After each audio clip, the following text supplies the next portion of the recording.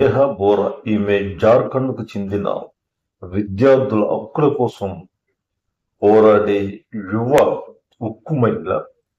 ఈమె AISA all India student association కి ఈమె జాతీయ అధ్యక్షురాలు.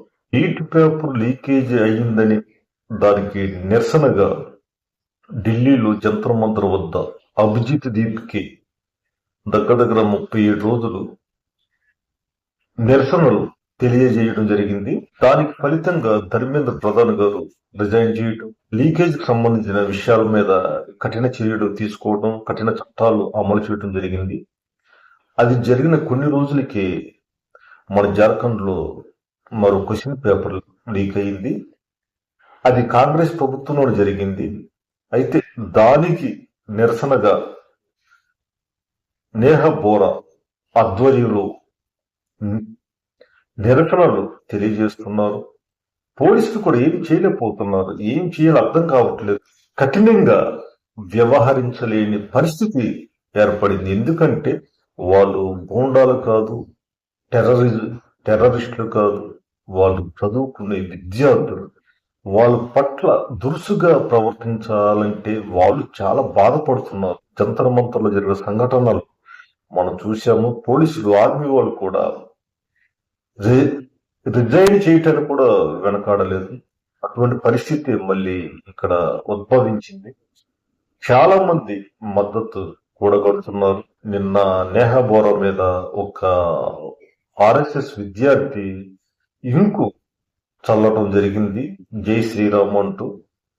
వాళ్ళ హక్కుల కోసం వాళ్ళు పోరాటం చేస్తున్నప్పుడు ఇష్టం ఉంటే మద్దతు ఇవ్వాలి, లేకపోతే వదిలేయాలి. కానీ ఇలా అవమానకరంగా చేయటం సరికాదు.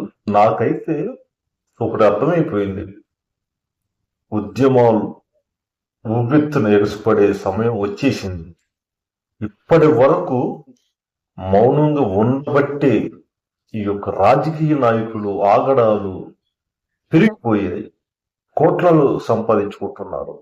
గెలిచిన తర్వాత ప్రజల పట్ల అసలు ప్రజల కేసి కనీసం చూడట్లేదు. ప్రతి రాష్ట్రంలోనూ ఇటువంటి స్టూడెంట్ ఉద్యమాలు జరగాలి, ప్రభుత్వాన్ని ప్రశ్నించాలి. నా వరకు నేనైతే ఒకటి చెప్తాను, 60 సంవత్సరాల తర్వాత రాజకీయాల నుండి పూర్తిగా తప్పుకోవాలి, ఆ యొక్క సిస్టమ్ రావాలని నేనైతే మనస్ఫూర్తిగా కోరుకుంటున్నాను. అలాగే ఒక ఉద్యోగస్తుడు 35-40 సంవత్సరాలు ఉద్యోగం చేస్తే పెన్షన్ లేదు.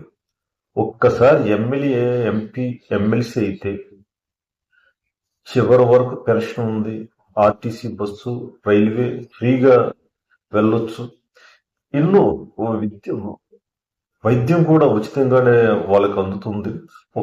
ఒక్క 5 సంవత్సరాలు పదవిలో ఉన్నవాడికి ఇన్ని బెనిఫిట్స్ కల్పించినప్పుడు 35-40 సంవత్సరాలు నా జీవితం అంతా ఉద్యోగానికే కేటాయించినప్పుడు మరి ఉద్యోగస్తులకు మనం ఎన్ని బెనిఫిట్స్ కల్పించాలో మరి ఆలోచించాలి. ముఖ్యంగా యువత రాజకీయాలలో రావాలి, కొత్త రాజకీయ పార్టీలు రావాలి. ఈ ఉద్యమాలు మరి ప్రతి రాష్ట్రంలో రావాలని నేనైతే కోరుకుంటున్నాను. కొత్త ప్రభుత్వాలు రావాలి, కొత్త అవకాశాలు రావాలి. ప్రజలంటే ప్రభుత్వానికి ఒక భయం ఉండాలి, ప్రభుత్వం అంటే ప్రజలకు ఒక భరోసా ఉండాలి. ఆ రిలేషన్ తప్పటం వల్లే ఈ ఉద్యమాలు ప్రారంభం అయ్యాయి. ఇప్పటికైనా మరి ప్రభుత్వాలు కళ్ళు తెరిచి ఇటువంటి నీతి మాలిన పనులు చేయకుండా మంచి పాలన అందించాలని మనం కోరుకుందాం.